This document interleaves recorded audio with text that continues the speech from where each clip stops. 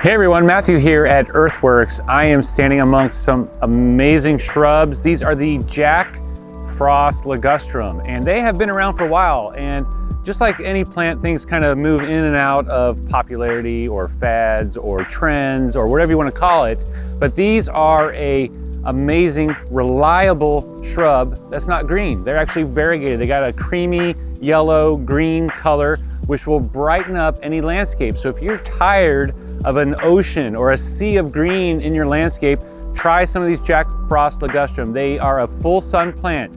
They will get upwards of 5, 6, 7 feet tall and just about as wide, but not too quickly.